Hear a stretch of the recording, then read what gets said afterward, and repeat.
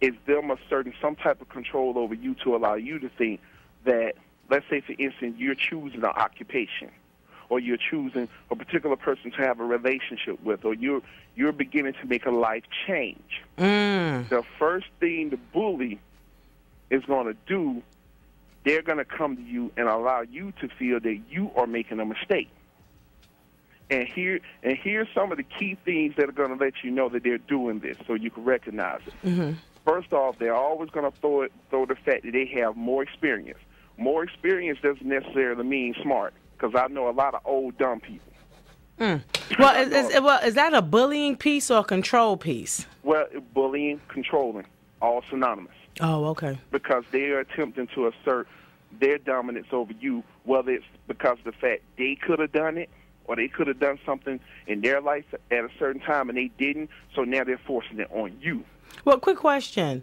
Now, is it possible that that could not be a bullying piece, but it could be where they're trying to forewarn you that you may be entering a situation that may not be in your best interest? Because since they may be familiar in a certain area, they can foresee it faster than you can as a result of your inexperience. Right. Okay. Now, given that, that is one particular situation where that can actually happen. Okay. However, as far as the bullying, here's where you get into it.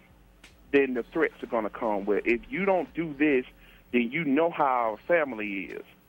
You know, if you come, then, you know, we going to talk about you or this and that. You're not going to be allowed around the family if you don't do this and this and that. Now, if it's about attempting to help you to not make a mistake, then there should not be no dialogue about the family going to disown you, this and that. They're going to clown on you and blah, blah, blah, blah. So it's not a minimized piece. Right, exactly. Okay. What the family bully is going to do is attempt to minimize you. They want to bring you to your lowest aspect of yourself. So all the messages or all the suggestions are going in full-fledged. Now, what is happening here is what is known in the metaphysical circles as mind control. Bullying, control piece, whatever, all of that is a form of mind control. Because the first thing that has to happen, if you're going to be a punk for someone, you got to make the decision to do it.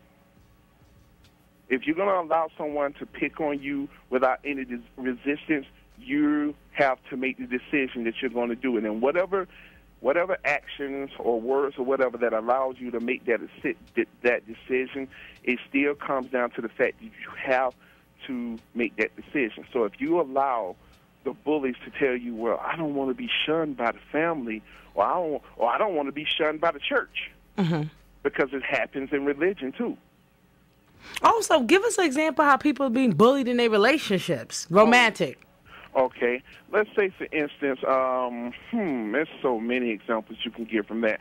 All right, I'll give you an example of a piece where you have a woman that's attempted to bully a brother, because I've been using males from the beginning, so I want to make sure I share and give it equal opportunity for everybody, right? Okay. So the brothers is getting bullied too. Wow. Okay, go ahead. It's like this. See, when you get into the adult realm, don't get me wrong, all of these bullying situations that I'm explaining tonight can all lead to physical altercation. But right now we're dealing with the mental aspect that's helping to create the person who is being bullied, or the bully, I guess, right? Or bully, but anyways, but the person who's being bullied. Okay, say for instance in a marriage, you know, let's say there's a particular situation coming up where a certain amount of money has to be put towards a particular thing, like maybe house repairs or stuff like this, right? And let's say, for instance, even though knowing all of this, the wife decides that even though you're going to need a new washer and dryer, she decides to go out and buy a $600 dress. Okay, so then the dress is home, and then let's say the hubby is like, well, I checked the account and $600 is missing. So first response is going to be like, and? And it's like, well, we got to have this money to do this and do that. Well, you don't tell me what to do, this, that. I put money in there, too. And remember, you know, this is a partnership. If you don't like it, then I can get rid of your ass and get rid of your butt. My fault, I'm on radio, right? Mm-hmm. And I can get rid of you and take half your stuff. I can take the children. I can take the house. So it results in a situation of threats. Yes, because one thing that is in bullying is threats, because you have to sell your wolf tickets and allow this individual to think and feel and internalize that they have more power over you. You know what I mean? Or that they have more power over you. So hearing those suggestions, and I can speak from that from personal experience, because I know 2 to 3 different brothers and sisters right now who are in that same very situation. They're being bullied by family members, friends, and coworkers. Bullied by family, bullied by husband, bullied by wife, bullied by church, whatever. How can you get bullied by a church? Now, of course, okay, or bullied in religion and church, it works like this. Say, for instance, you have a particular pastor, right? Mm-hmm.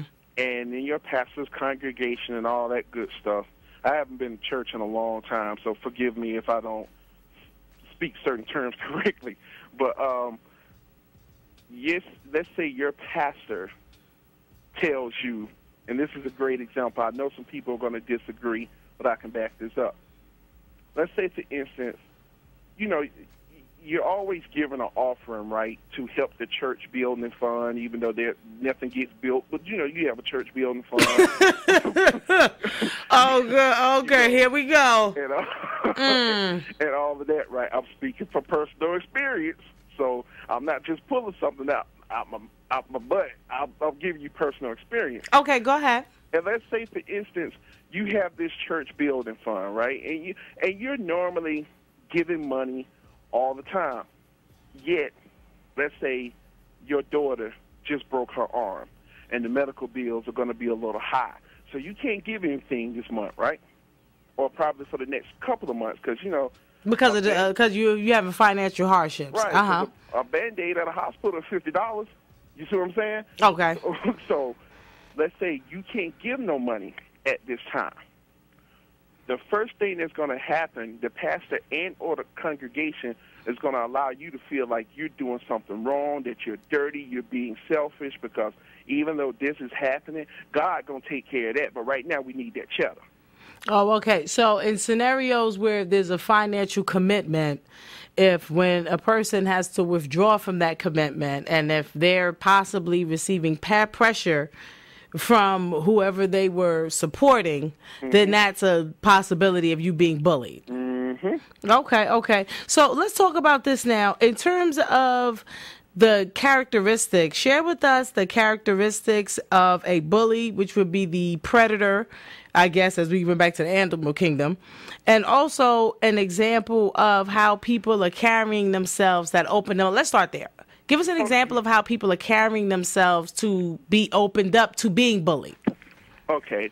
The person who is being bullied always has the characteristics of someone who's just too nice.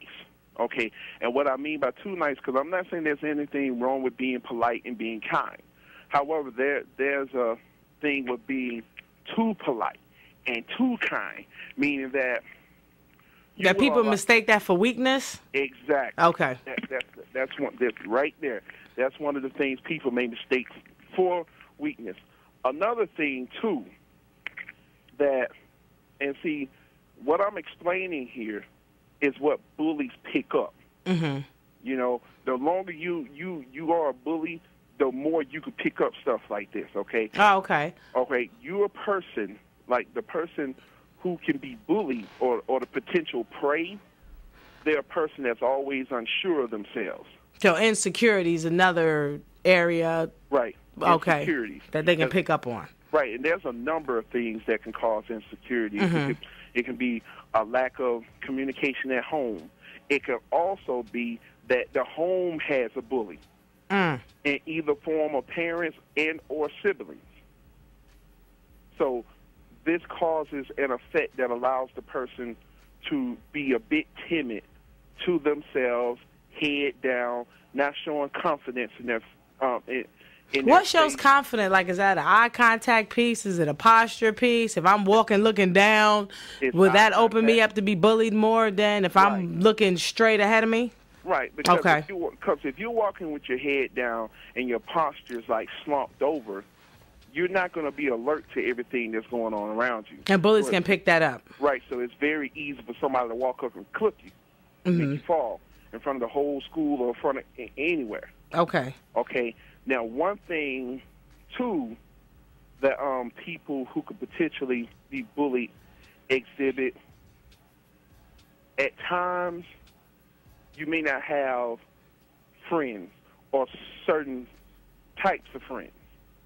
Okay? And what I mean by this is the fact, say, for instance, like, if, let's say your bully in school is 6'2", right, high school, and you are 5'7", and everybody that you hang with is your height or lower. This tells the bully, hey, there's nobody big enough to whoop my butt.